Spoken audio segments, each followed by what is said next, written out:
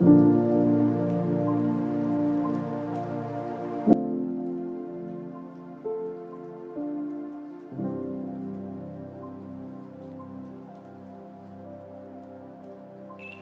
Friends, ఈరోజు నేను ఒక కంటెంట్ని వెతికి చూసినప్పుడు నేను రోజువారీ తినే ఆహారంలో ఒక్క సహజ సిద్ధంగా పెరిగిన తోటకూరని ఈరోజు మా స్టైల్లో, మా గిరిజన స్టైల్లో వండి చూపించడానికి నేను ఇష్టపడుతున్నాను.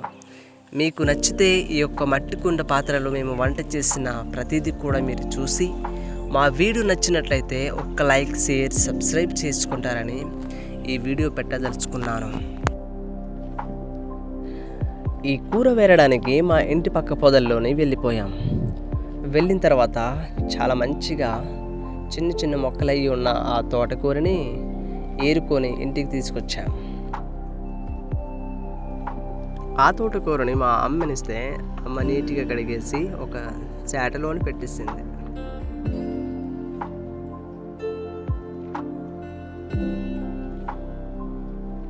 ఏదైనా కూరని ఇలా నీట్గా కడిగినప్పుడు ఈ చాటలు ఎందుకు పెడతామో తెలుసా? కడిగిన నీళ్ళు కిందకి జారిపోతే ఫ్రెష్గా ఉంటుందనే. కడిగిన తోటకూరని ఒక చాటలోని తీసుకెళ్ళి వంటగదిలో ఈ విధంగా పీసులుగా కట్ చేయాలి. చాలా పీసులు కట్ చేయాలి. ఇది మొత్తం నలిగిపోయినంత వరకు కట్ చేసేసి తర్వాత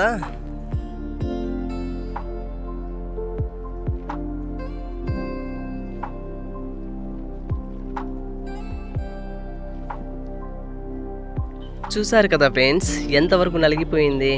ఆకులు మొత్తం కట్ అయిపోయి చిన్న పీసులుగా తయారైపోయింది.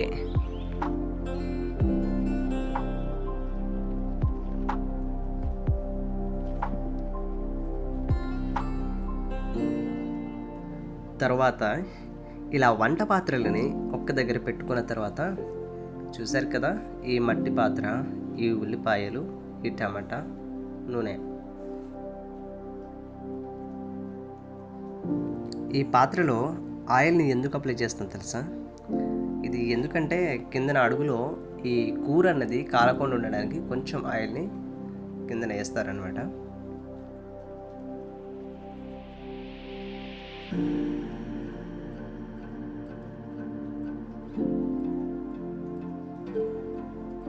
ఇప్పుడు మనము ఈ కూరని, ఈ తోటకూరని పాత్రలో వేస్తున్నాము, మట్టి పాత్రలో. ఇలా పూర్తిగా వేసిన తర్వాత ఏం చేయాలో మీకు చూపిస్తాము.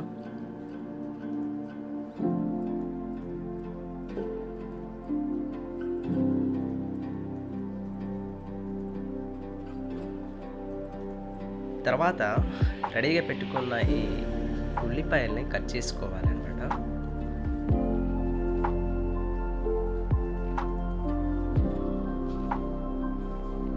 పెట్టుకున్న మట్టి పాత్రలోన ఈ కూర పైన ఈ ఉల్లిపాయల్ని ముక్కలుగా కట్ చేసుకొని అలా ఉంచాలన్నమాట.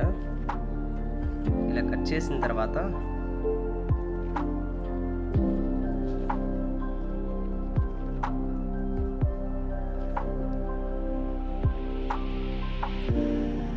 కడిగి ఉంచిన ఈ టమాటా పండు ఒక్క పండే, దీన్ని ఇలాగా పీసులుగా దీన్ని కూడా కోసేయాలి.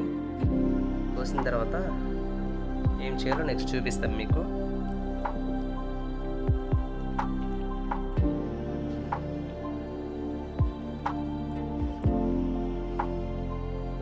ఆ తర్వాత పెట్టుకున్న మిరపకాయల్ని వెతుకుతూ ఆ మిరపకాయల్ని కూడా దీంట్లో మిక్స్ చేయాలన్నమాట. ఇవేంటో తెలుసా?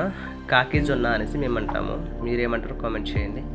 ఇవి వేటికి ఉంచుతామంటే ఈ కాకి జొన్నలు, నెక్స్ట్ ఈ మిరపకాయలు, ఈ బొబ్బర్లు, ఇవి విత్తనాలకి ఇలా దాచిపెట్టుకుంటాం అనమాట. ఇది అగ్గిపైన అలా ఉంచడం వల్ల విత్తనాలు అలాగ తయారైపోతాయి. ఆ తర్వాత జొన్నలు, పండించిన జొన్నల్ని ఈ విధంగా దాచిపెట్టుకున్న తర్వాత ఏదో ఒకరోజు ఆ టైం వచ్చినప్పుడు, తినాలనిపించినప్పుడు, వర్షాకాలం కానీ ఫ్యామిలీ కలిసినప్పుడు అవి అన్నీ కలిసి తింటాము. మా గిరిజనులు ఏం చేస్తారంటే ఈ పొయ్యి పైన ఈ అటుకరది వేస్తారు. ఎందుకో తెలుసా? ఎండు మాంసం ఏమైనా దొరికితే, అడవి మాంసం కానీ ఏ మాంసమైనా కానీ దొరికినప్పుడు ఇక్కడ ఆరబెట్టడానికి ఇలాగ పెట్టుకుంటారనమాట.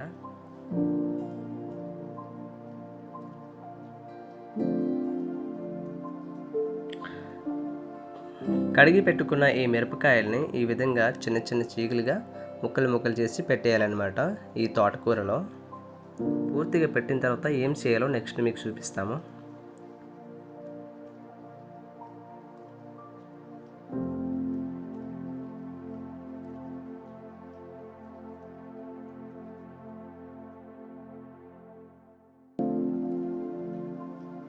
ఆ తర్వాత సరిపడ్డ సాల్ట్ వేసుకోవాలి. ఆ సాల్ట్ అన్నది ఇదిగో దాని మీద వేసుకోవాలన్నమాట. చూస్తున్నారు కదా, మొత్తానికి రెసిపీ అన్నీ రెడీగా అయిపోయింది. మొత్తం ఆల్ ఐటమ్స్ అన్నీ వేసిన తర్వాత ఈ విధంగా చూస్తున్నారు కదా ఎలా కనిపిస్తుందో. చాలా బాగా కనిపిస్తుంది కదా, నాకైతే తినాలనిపిస్తుంది. తర్వాత ఈ వాటర్ని కొంచెం వేయాలి. ఈ వాటర్ వేసిన తర్వాతే బాగా నీట్గా ఉడుకుతుంది అనమాట. ఎక్కువ వాటర్ వేయకూడదు, లైట్గా వేసేయాలి. ఇలా మూత వేసిన తర్వాత పొయ్యిలు వేసేయడమే. పొయ్యిలు వేసిన తర్వాత ఇదిగో కట్టెలను దగ్గర చేసి ఊదడమే ఇప్పుడు పని.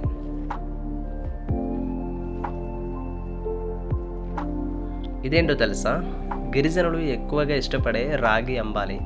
ఈ అంబాలిని తయారు చేసే ముందు రోజు దీన్ని నానబెట్టేస్తారనమాట. ఇలాగ ఉంచడం వల్ల పులుపు అయిపోద్ది. పులుపు అయిన తర్వాత అంబలి చాలా టేస్టీగా ఉంటుంది అనేసి మా గిరిజనులు ఈ విధంగా ముందుగానే పులుపు చేయడానికి ఇలా ఉంచుతారనమాట. ఇది రాగి అంబలి చేయడానికి ఇలా తయారు చేసి ఉంచుతారు.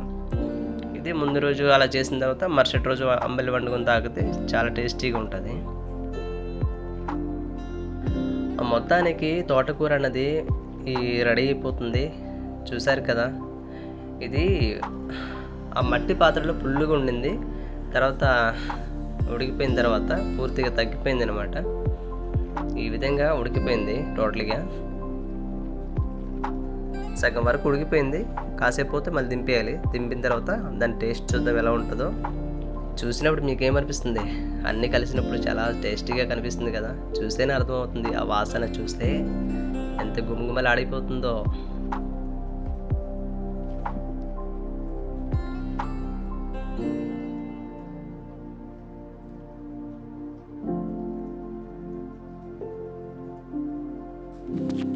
ఇప్పుడు చివరిగా టేస్ట్ చూడాలి. టేస్ట్ ఎలా ఉందో మీకు చెప్తాము.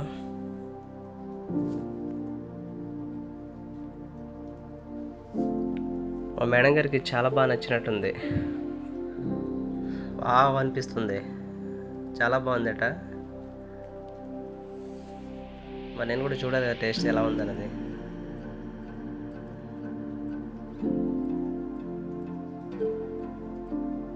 చాలా వేడిగా ఉంది.